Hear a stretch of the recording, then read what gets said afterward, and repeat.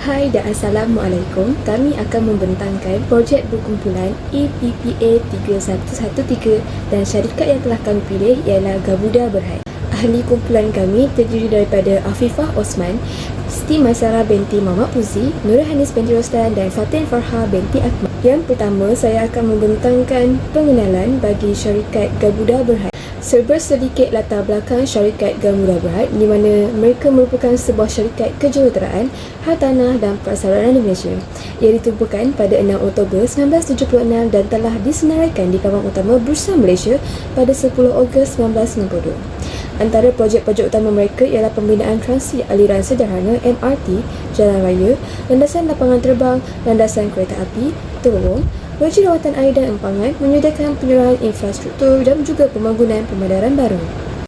Berikut merupakan antara anak syarikat dalam Gamuda Berhad, iaitu yang pertama, MMC Gamuda Berhad sebanyak pemilikan 50%, Gamuda Land Sdn Berhad sebanyak 100%, Yayasan Gamuda, Gamuda Naim Engineering dan Construction GNEC Sdn Berhad 65%, Naim Gamuda Naga Joint Venture Sdn Berhad 30%. Seterusnya saya akan membentangkan MFRS 11 iaitu usaha sama. Kepentingan dalam usaha sama Par 4 menyatakan pengaturan yang mana-mana pihak, dua atau lebih pihak yang mempunyai kawalan bersama yang menjalankan aktiviti ekonomi. Manakala Para 6 mengatakan pengaturan bersama boleh dikategorikan sebagai operasi bersama atau usaha sama. Berikut merupakan senarai kumpulan yang terdapat dalam syarikat Gamuda. Berikut merupakan contoh pelaporan yang terdapat dalam Profit and Loss untuk joint venture. Seterusnya, saya Siti Maisarah, nombor metrik A181116 akan menerangkan berkaitan pendedahan penyerta aliran tunai syarikat Gamuda Berhad. Pengenalan.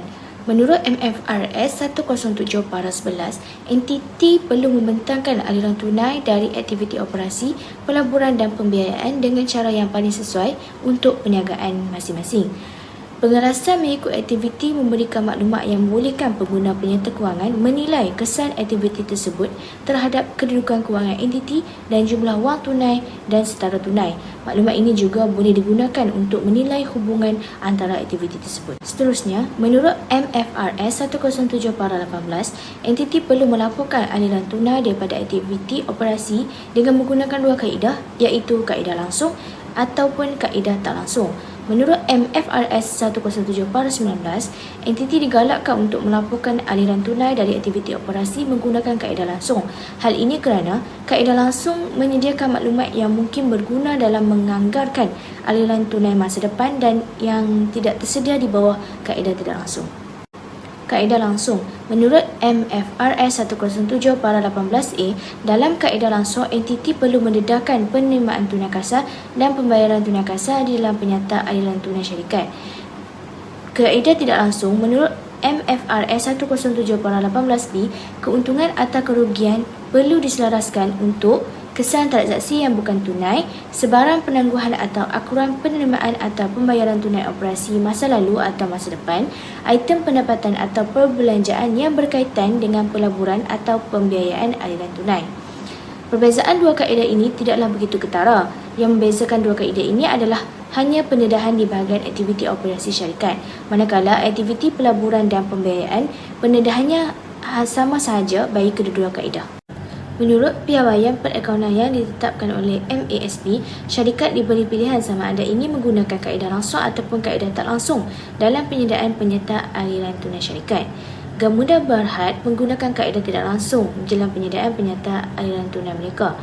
Aliran tunai bersih dari aktiviti operasi syarikat Gamuda terkandungnya butiran pendapatan dan perbelanjaan daripada penyerta pendapatan komprehensif syarikat seperti belanja susut nilai tanah dan belanja susut nilai untuk aset syarikat yang lain. Menurut MFRS 107 Para 21, entiti hendaklah melaporkan secara berasingan penerimaan tunai kasar dan pembayaran tunai kasar yang timbul daripada aktiviti pelaburan dan pembiayaan. Syarikat Gamuda Berhad menepati piawaian yang telah ditetapkan. Syarikat telah mencatat segala urus niaga yang melibatkan pelaburan dan pembiayaan secara berasingan. Sebagai contoh, di dalam aktiviti pelaburan syarikat, Gamuda Berhad mempunyai transaksi penerimaan dividen daripada anak syarikat dan syarikat bersekutu.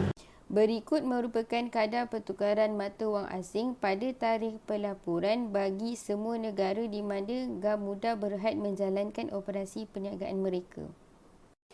Berlakunya pertukaran ini adalah kerana urus niaga yang dijalankan bagi sesebuah syarikat tidak terhad kepada satu negara sahaja. Oleh itu, perbezaan nilai mata wang di setiap negara menyebabkan syarikat tersebut perlu menentukan mata wang fusian terlebih dahulu bagi memudahkan urusan penyediaan penyata kewangan syarikat dengan menggunakan satu mata wang yang sama. Disebabkan ini, berlakulah penukaran bagi menyelaraskan maklumat yang direkod. Apabila item monetary timbul daripada urus niaga mata wang asing dan terdapat perubahan dalam kadar pertukaran antara tarikh urus niaga dan tarikh penyelesaian, perbezaan pertukaran terhasil. Kesan daripada penukaran mata wang asing kepada mata wang fusian perlu dilaporkan mengikut MFRS 121 perenggan 20 sehingga perenggan 37 dan perenggan 50. Syarikat Gamuda Berhad menggunakan ringgit Malaysia untuk membentangkan penyata kumpulan disatukan mereka yang juga merupakan mata wang fusian bagi syarikat induk. Syarikat Gamuda Berhad menterjemahkan mata wang asing bagi aset dan liability mereka kepada mata wang fusian pada tarikh pelaporan. Seperti yang dinyatakan dalam MFRS 121 perenggan 28, Gamuda Berhad merekod perbezaan yang timbul daripada penyelesaian atau terjemahan item monetary dalam untung dan rugi dengan pengecualian item monetary yang ditetapkan sebagai sebahagian daripada lindung nilai pelaburan bersih kumpulan dalam operasi asing. Hal ini menepati perenggan 32. Akhir sekali, di dalam laporan tahunan, Gamuda Berhad juga ada menyatakan bahawa item bukan kewangan yang diukur dari segi kos sejarah dalam mata wang asing diterjemahkan menggunakan kadar pertukaran pada tarikh urus niaga awal. Hal ini mematuhi perenggan 23B. Manakala item bukan kewangan yang diukur pada nilai saksama mata wang asing diterjemahkan menggunakan kadar pertukaran pada tarikh apabila nilai saksama ditentukan. Hal ini mengikut perenggan 23C. Berikut merupakan kadar pertukaran mata wang asing pada tarikh pelaporan bagi semua negara di mana Gamuda Berhad menjalankan operasi perniagaan mereka.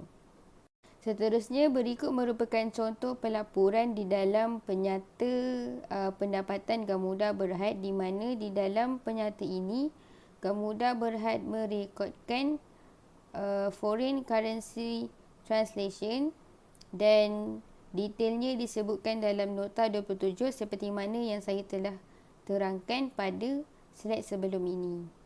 Dari sini dapat kami simpulkan di mana yang pertama, kepentingan dalam usaha sama MFRS 11 di mana dengan mengambil kira urus niaga mata wang asing dalam PKK dan memenuhi keperluan pelaporan piawaian perkawanan. Dan yang kedua, penyata ahli tunai disatukan MFRS 107 di mana dengan mematuhi akta, piawaian dan peraturan dalam penyediaan perintah ahli tunai. Dan yang terakhir, kesan tukaran kadar mata wang asing MFRS 121 dengan memenuhi prinsip pelaporan kewangan dalam usaha sama bagi menjaga hak dan kepentingan syarikat. Dengan itu, sekian, terima kasih. Itu sahaja daripada kumpulan kami. Sekian, terima kasih.